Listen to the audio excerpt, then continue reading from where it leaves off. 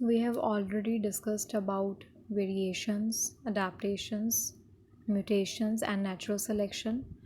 Now we will be heading towards next part of this chapter, that is evolution and the different theories of evolution. Now first of all you need to know what is evolution. It is a process by which populations of living things change over series of generations. So what happened? Variations होती हैं धीरे धीरे organisms में changes आते हैं और ये changes जो हैं ये धीरे धीरे एक्यूमुलेट होते रहते हैं over millions of years and then it eventually leads to the formation of new species और new organisms. So this is the evolution कि कैसे ऑर्गेनिजम्स आपके इवॉल्व होते हैं, कैसे न्यू ऑर्गेनिजम्स बनते हैं एग्जिस्टिंग वन से. तो जो भी आपके एग्जिस्टिंग ऑर्गेनिजम्स हैं उनमें चेंजेस आते रहते हैं धीरे धीरे, और जब ये changes over the time accumulate हो जाते हैं they will lead to the formation of new organisms. And evolution does not refer to individual change और development but it refers to the population of organism. आप ये नहीं बोल सकते कि एक इंडिविजुअल में चेंज आ गया तो एवोल्यूशन हो गई. No, for evolution to occur we need to consider a population. तो बहुत सारे ऑर्गेनिजम्स में जब चेंज आता रहता है ओवर ईयर्स, ठीक है, तो ग्रेजुअली उससे नई स्पीशीज़ बन जाती हैं, न्यू लाइफ फॉर्म्स बन जाती हैं. सो that is the evolution.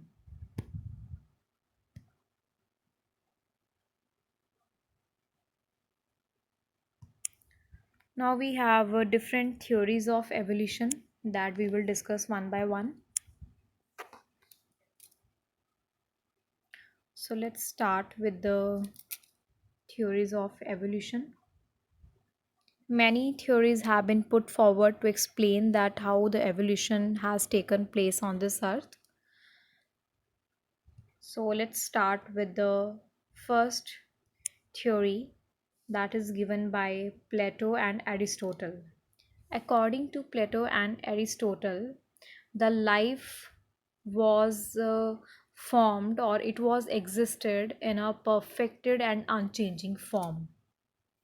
Okay, according to Plato और एरिस्टोटल के अकॉर्डिंग क्या था कि जितने भी ऑर्गेनिजम्स इस अर्थ पे बन रहे हैं, जितने भी न्यू लाइफ फॉर्म्स इस अर्थ पे आ रही हैं, दे आर फॉर्म्ड इंडिपेंडेंटली. मतलब कोई भी किसी का इंसिस्टर नहीं है. जैसे हम बोल देते ना कि जो ह्यूमंस हैं they are made from primates like chimpanzees, right. But Plato and Aristotle के अकॉर्डिंग क्या था कि जितनी भी नई लाइफ फॉर्म्स बनती हैं, जितने भी नए ऑर्गेनिजम्स बनते हैं, they are form independent of each other. There is no link between them. Okay, so there are no ancestors.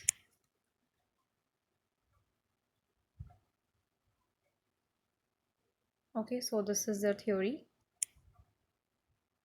All the species of organisms had been created independently of one another and had remained unchanged ever since. ठीक है, तो इन्होंने क्या बोला कि organisms में कोई भी चेंज नहीं आता. हम कहते हैं कि चेंजेस आते हैं और धीरे धीरे ये चेंजेस एक्यूमुलेट होकर एक नई लाइफ फॉर्म बना देते हैं. But according to the ancient theories of Aristotle and Plato, all the life forms are formed independently and there is no change in them. Okay, they have remained unchanged. Next is Buffin's theory, and this Buffin's theory is also called as degeneration theory.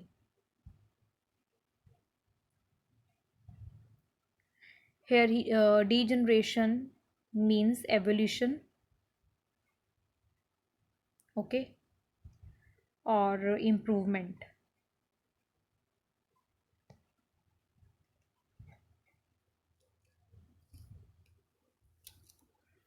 Now according to Buffin, Buffin noted that there are similarities between humans and apes, okay, and they might have some common ancestors. So this is the main point of the Buffin theory. तो उसने humans को और apps को observe किया and he found that they have some common things, okay, they have some common structure. So what he thought that they might have common ancestor, and he also believed that earth was much older than 6000 years. ठीक है, मतलब 6000 साल से भी पुरानी है अर्थ। तो ये इसकी थ्योरी के कुछ इम्पॉर्टेंट पॉइंट्स थे। एंड व्हाट ही सेड कि जब लाइफ इस अर्थ पे आई, ठीक है, जहाँ से जिस प्लेस से लाइफ शुरू हुई वहाँ से ऑर्गेनिजम्स निकल के डिफरेंट डिफरेंट प्लेसेस पे चले गए एंड दे इम्प्रूव्ड और उनके अंदर एवोल्यूशन हो गई। Okay, so what he call कि एक सेंटर ऑफ ओरिजिन है according to Buffon. Okay, there is centre of origin, मतलब जहाँ से लाइफ शुरू हुई थी, जिस प्लेस पे सारे ऑर्गेनिजम्स बनने शुरू हुए थे, उस सेंटर ऑफ ओरिजिन से ऑर्गेनिजम्स जो हैं वो अलग अलग जगह पे चले गए। ओके, एंड उनकी धीरे धीरे एवोल्यूशन हो गई। ओके, धीरे धीरे उनमें कुछ इम्प्रूवमेंट्स हुई और धीरे धीरे उनमें एवोल्यूशन होती गई। So this is a Buffon's theory. I will repeat once again. पहले आए Aristotle and Plato.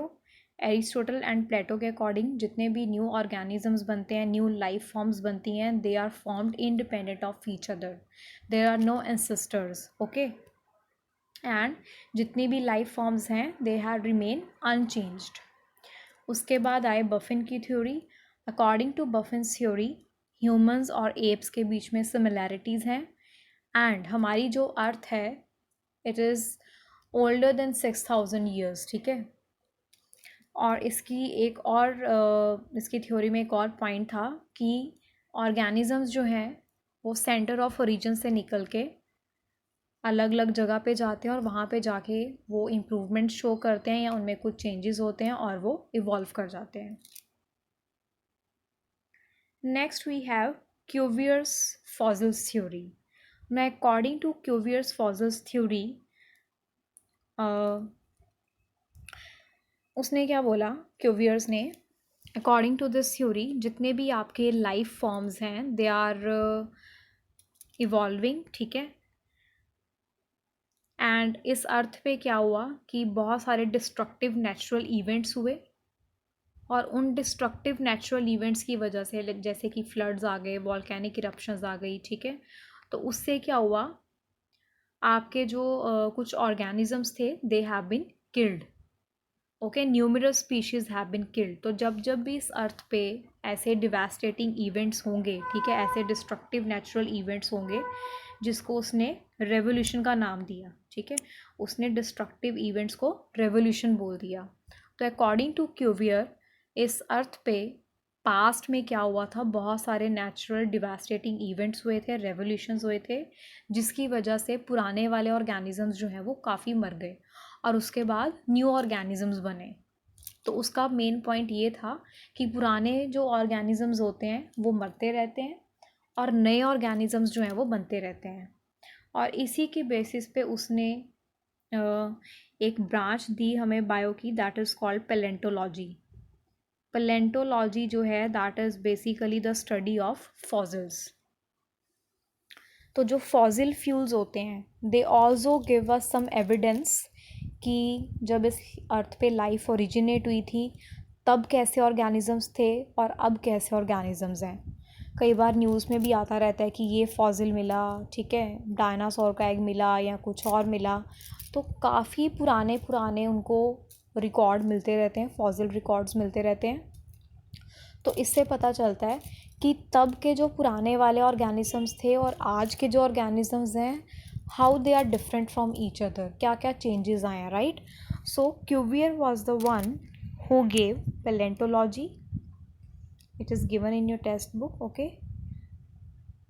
he is largely credited with developing the science of paleontology, that is study of ancient life through the examination of fossils.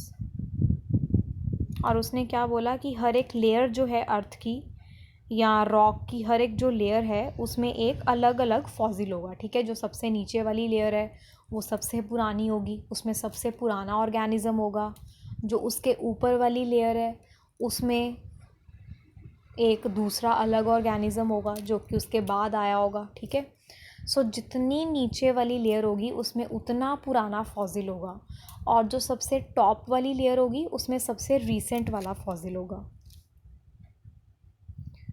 You can read here, he also found that the deeper the stratum means layer, तो जितनी layer deep होगी उसमें उतनी पुरानी species होगी, और वो जो स्पीशी है वो मॉडर्न लाइफ स्पीशी से उतनी ही डिफरेंट होगी, उतनी ही डिसिमिलर होगी।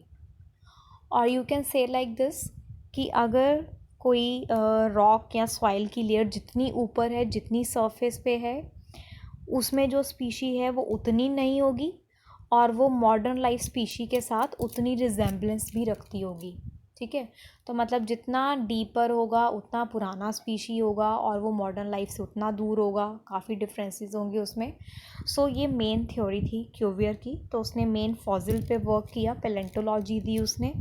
और दूसरा उसने क्या बोला कि जब भी इस अर्थ पे पास्ट में कोई भी डिस्ट्रक्शंस हुई हैं, नेचुरल डिवास्टेटिंग इवेंट्स हुए हैं, तो उसमें बहुत सारे जो पुराने वाले ऑर्गेनिजम्स थे वो मर गए, और उन्होंने फॉसिल्स बना दिए, और उसके बाद नए ऑर्गेनिजम्स आए।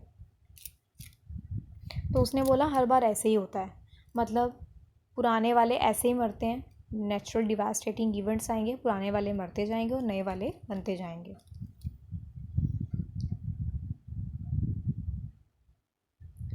Next we have Lyell's principle of geology.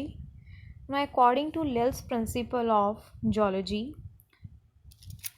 he said that all the geological processes operated at the same rates in the past as they do today. अब क्यूवियर ने क्या बोला था? According to Cuvier, natural devastating events होते हैं, floods आ जाते हैं, volcanic eruptions हो जाते हैं, जिसको उसने रेवोल्यूशन भी बोला था, और इससे स्पीशीज़ की डेथ हो जाती है। बट अकॉर्डिंग टू चार्ल्स लेल, उसने बोला कि ऐसी कोई भी रेवोल्यूशन नहीं होती। उसने बोला ऐसे कोई भी एकदम से नेचुरल डिवास्टेटिंग इवेंट नहीं आ जाता, ठीक है, एकदम से कुछ नहीं होता। उसने बोला ऐसा कोई सडन चेंज नहीं आएगा, कोई सडन रेवोल्यूशन नहीं होगी। बट उसने क्या बोला, जैसे हमारी अर्थ पे आज जियोलॉजिकल प्रोसेसेस चल रहे हैं, पुराने टाइम में भी वैसे ही चलते थे। लेकिन क्यूवियर ने क्या बोला कि पुराने टाइम में बहुत सडन एकदम से डिवास्टेटिंग इवेंट्स आ जाते थे, ठीक है, रेवोल्यूशंस हो जाती थी, जिसकी वजह से लाइफ फॉर्म्स की डेथ हो जाती थी। बट अकॉर्डिंग टू लेल, उसने बोला कि ऐसा कुछ नहीं हो रहा। जैसे आज का इन्वायरमेंट है, जैसे आज जियोलॉजिकल चेंजेस हो रहे हैं, पुराने टाइम में भी वैसे ही होते थे, एकदम से सडन डिवास्टेटिंग इवेंट्स नहीं आते थे। एंड व्हाट ही सेड कि जो आपकी अर्थ है वहाँ पे बहुत धीरे से सटल स्लो चेंजेस होते हैं, और उन स्लो सटल चेंजेस से आपकी जो न्यू लाइफ फॉर्म्स हैं वो बनती रहती हैं, नए ऑर्गेनिजम्स बनते हैं, एवोल्यूशन होती है। So these two theories are entirely different from each other, they are quite contrasting. एक तरफ क्यूवियर बोल रहा है कि आपकी अर्थ पे एकदम से डिस्ट्रक्टिव नेचुरल इवेंट्स होते हैं, ठीक है, और जितनी भी जो पुरानी स्पीशीज़ हैं पास्ट की वो ख़त्म हो जाती हैं, राइट, और ये काफ़ी वायलेंट होता है, ठीक है, मतलब बहुत वायलेंट इवेंट्स होते हैं अर्थ पे। बट लिल्स के अकॉर्डिंग क्या है कि ऐसे कोई वायलेंट नेचुरल डिवास्टेटिंग इवेंट्स नहीं हो रहे, और आपकी जो अर्थ है यहाँ पे बहुत ही स्लो और सटल चेंजेस होते हैं, ठीक है, जैसे कि आज है। और in slow and subtle changes से धीरे धीरे आपकी न्यू लाइफ फॉर्म्स जो हैं वो बनती रहती हैं, एवोल्यूशन होती रहती है। So this is the main idea of the Charles Lyell's theory.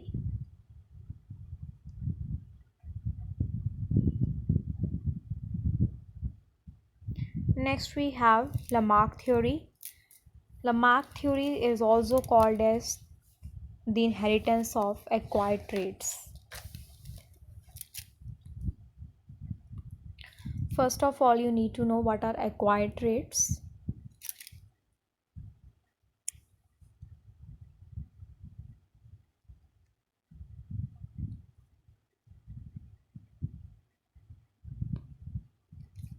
Acquired traits are those which we acquire throughout our lifetime, and they are not related to genes.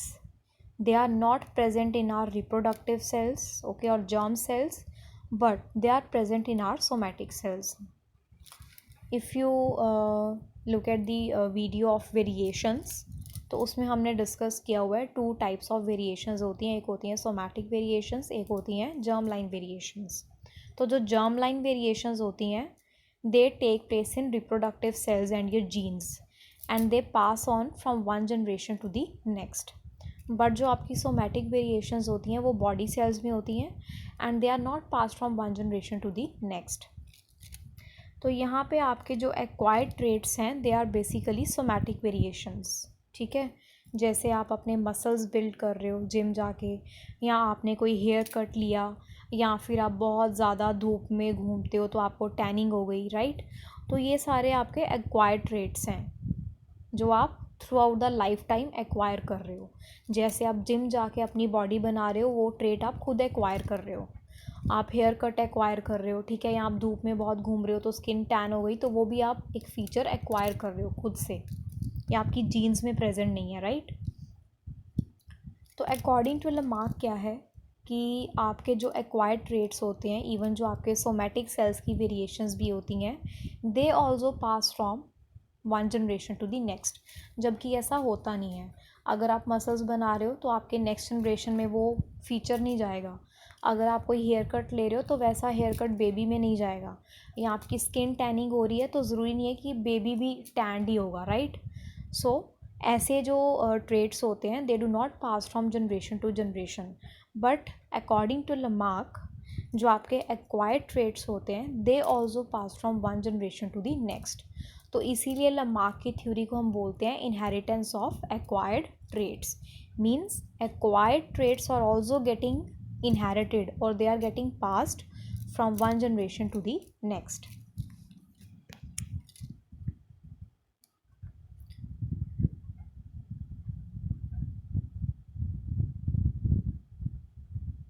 Okay, so here you can give it a read.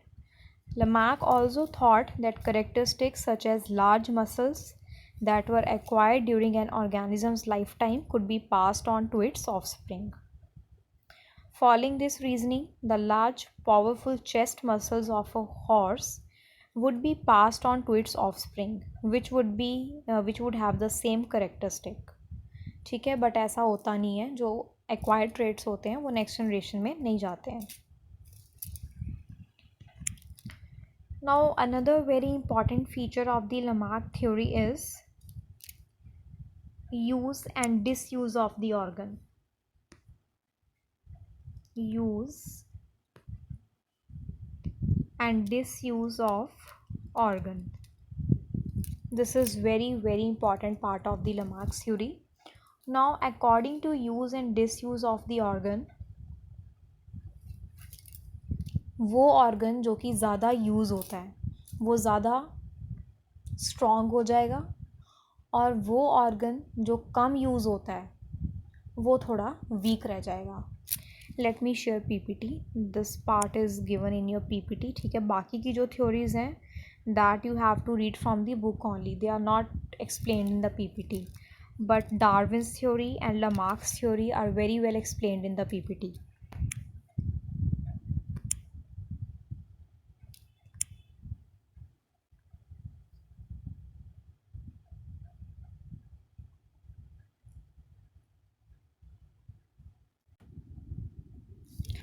Okay, so here we have Lamarck theory. The key factor is environment. ठीक है, so environment है according to Lamarck. Environment plays a very important role in the change of organisms. Okay, तो उन्होंने बोला according to Lamarck कि जब भी आपका environment change होगा organisms भी उसके according change होंगे. So this was the main point of Lamarck's theory. Then the another important point is theory of need. Organisms change because they need to change. जब आपका environment change होगा तो organisms को भी अपने आप को change करने की ज़रूरत पड़ेगी, तो उसी need के लिए वो change होते हैं. ठीक है, क्योंकि environment change हो रहा है तो उनको भी need है change होने की. Example is given because the environment changed. The ancestor of the snake needed to squeeze through narrow spaces, so it stretched its body and began to crawl. ठीक है, तो अकॉर्डिंग टू लमार्क क्या है कि जो snake का ancestor था उसको नैरो स्पेसेस में से मूव करना पड़ता था, तो वो धीरे धीरे स्ट्रेच होना शुरू हुआ, ओके, और क्रॉल करना शुरू हो गया, तो स्नेक बन गया. Then theory of use and disuse of the organ.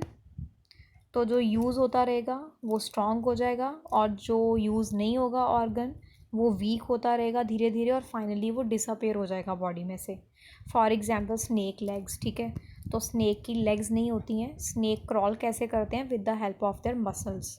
उनकी बॉडी में मसल्स होते हैं which contract and relax and bring about the body movements. तो अकॉर्डिंग टू लमार्क क्या था कि इसके एंसेस्टर्स की जो लेग्स हैं वो ख़त्म हो गई. ठीक है, क्योंकि उनको बॉडी को थोड़ा स्क्वीज़ करना पड़ता था, एक्सटेंड करना पड़ता था, तो वो क्रॉल करना शुरू कर गए and there legs disappeared. And another important example in the use and disuse of the organ is neck of the giraffe. According to Lamarck, आपका जो पहले environment था वहाँ पे बहुत सारे herbs और shrubs थे, ओके, ट्रीज़ भी थे, बट हर्ब्स एंड shrubs भी बहुत ज़्यादा थे. तो उस टाइम पे जिराफ जो थे वो उस हर्ब्स और shrubs पे फीड करते थे. But what happen, forest fire took place, तो उसकी वजह से मेनली जो आपके छोटे वाले प्लांट्स थे लाइक हर्ब्स और श्रब्स वो सारे वहाँ से ख़त्म हो गए. अब बचे क्या वहाँ पे? जो बड़े बड़े ट्रीज़ थे वो बच गए कुछ. ठीक है, वो भी ख़त्म हुए होंगे ऑब्वियसली, बट कुछ बड़े जो ट्रीज़ थे वो सर्वाइव कर गए वहाँ पे. तो अब जो छोटे छोटे हर्ब्स और श्रब्स थे वो तो ख़त्म हो गए, तो जिराफ को अब बड़े ट्रीज़ को खाना था. तो बड़े ट्रीज़ तक पहुंचने के लिए जिराफ को अपनी नेक को एक्सटेंड करना पड़ा, स्ट्रेच करना पड़ा. तो धीरे धीरे ओवर मिलियंस ऑफ ईयर्स ये स्ट्रेचिंग ऑफ नेक चलता गया, and finally after some years giraffe की नेक जो है वो लॉन्ग हो गई. ठीक है, तो इसका मतलब ये है कि उसकी नेक जितनी ज़्यादा यूज़ हुई वो उतनी स्ट्रॉन्ग होती गई. ठीक है, और उतनी वो इलॉन्गेट हो गई.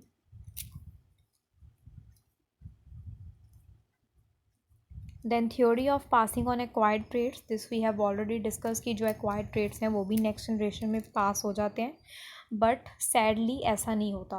सो जो लमार्क की थ्योरी है that was discarded, it is failed theory. Next we have Darwin's theory of natural selection. तो नेचुरल सिलेक्शन हम ऑलरेडी कर चुके हैं, I will not discuss it again. ठीक है, you just see that video of natural selection, and still if you have any doubt let me know. ये over population, struggle for existence, survival of the fittest, everything we have discussed. Now this part we will discuss, that is journey of the Darwin. Actually Darwin sailed around the world as a naturalist on the HMS Beagle at the age of 22. And on his trip he was specially surprised by the unusual species along the Galapagos islands. Okay, so he was visiting South America, जहाँ पे वो Galapagos island में गया, और वहाँ पे उसने क्या देखा? बर्ड्स की 14 डिफरेंट वेराइटीज़ देखी. ओके, फिंचेस हैं, फिंचेस आर बेसिकली बर्ड्स, और बाद में इनको नाम दे दिया था डार्विन फिंचेस. तो डार्विन फिंचेस की उसने 14 डिफरेंट वेराइटीज़ देखी. अब इतनी ज़्यादा है क्योंकि ये जो फिंचेस हैं they were living in different parts of the island. तो जिस पार्ट का जैसा इन्वायरमेंट है उस बर्ड ने अपनी बीक को उसके अकॉर्डिंग मॉडिफाई कर लिया. ठीक है, जिस पार्ट में जैसा फूड होगा उस बर्ड की बीक उसी के अकॉर्डिंग अपने आप को अडेप्ट करेगी, और इसीलिए उसको 14 वेराइटीज़ ऑफ बीक्स देखने को मिली. ओके, सबसे ज़्यादा जो डिफरेंस था that was in the beak of the finches. here you can see different varieties of beaks are there. कुछ फ्रूट ईटर्स हैं, कुछ इंसेक्ट ईटर्स हैं, ठीक है, कुछ कैक्टस ईटर्स हैं, कुछ सीड ईटर्स हैं। तो जिसका जो फूड है वो उसके अकॉर्डिंग उसकी बीक डेवलप हो गई। These finches came from common ancestor that had a particular beak shape, but when these finches migrated to different parts of the Galapagos Islands, their beaks had to adapt to the new environment in order for them to be able to eat. ठीक है, तो हर एक island के part में different food available था, तो उस food को कंज्यूम करने के लिए उनको अपनी बीक शेप को चेंज करना पड़ा। They had to adapt according to the environment.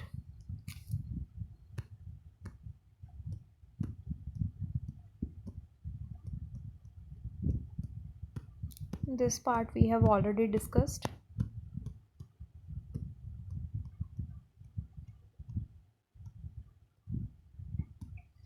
Okay, here we have comparison of Lamarck and Darwin's theory.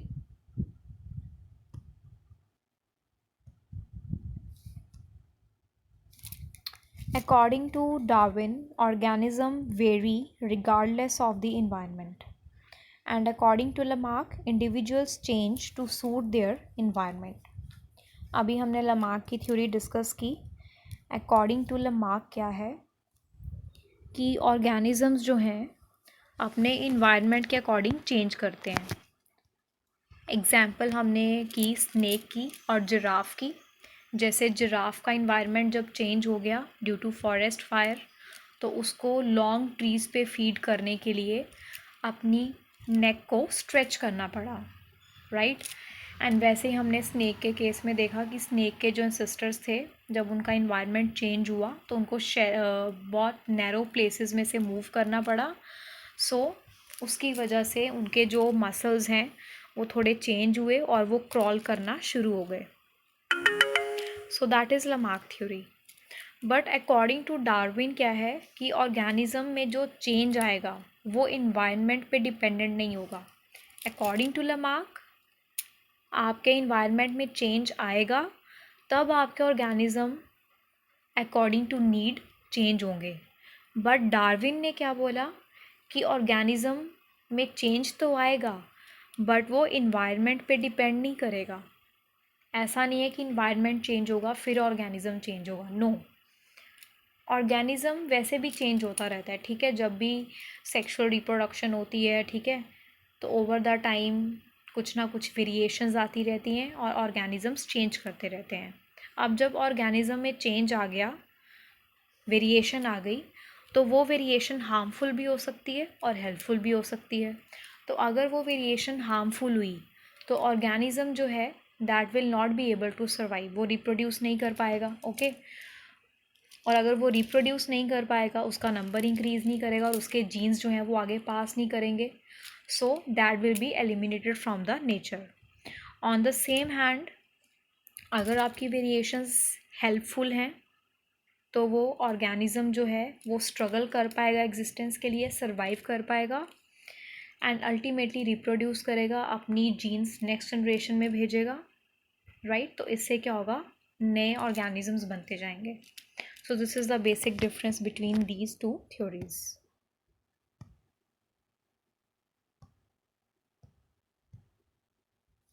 Selective advantage जो है due to mutations, this we have already discussed. Rabbits की example हमने इसमें discuss की थी।